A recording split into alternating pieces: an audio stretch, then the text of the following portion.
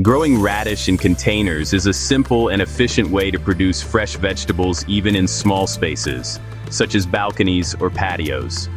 To achieve maximum yield, the first step is to select a suitable container. Radishes do not need very deep soil, but they require enough space for the roots to develop properly. A container that is at least 6 to 8 inches deep with proper drainage holes is ideal.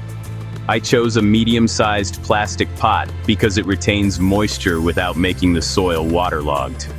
Good drainage is essential since standing water can cause the roots to rot and reduce yield significantly. The next step involves preparing the right soil mixture. Radishes grow best in loose, well-draining soil that allows their roots to expand easily. I mixed equal parts of garden soil, compost, and sand to create a fertile and airy growing medium. The compost provided organic nutrients, while the sand improved drainage. I slightly moistened the mixture before planting to make it easier for the seeds to settle in. Maintaining the right soil texture is important because compacted soil can lead to misshapen radishes or stunted growth. After the soil was ready, I focused on sowing the seeds properly. Radish seeds are small, so I planted them about ½ inch deep and spaced them 1 inch apart to prevent overcrowding. Once covered with a thin layer of soil, I gently watered the surface using a spray bottle to avoid disturbing the seeds. I then placed the container in a sunny area that received at least 6 hours of sunlight daily. Radishes are light-loving plants, and consistent exposure to sunlight ensures that they develop vibrant leaves and firm, healthy roots. Watering and temperature management came next.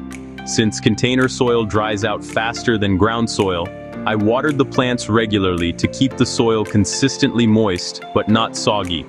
Overwatering can suffocate the roots, so I made sure the top layer of soil dried slightly before watering again.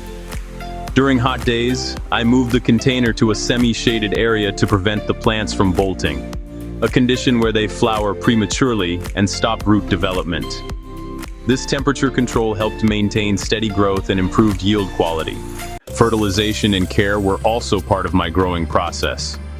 I used a light, balanced liquid fertilizer once during the middle of the growth period to encourage healthy leaves and root development.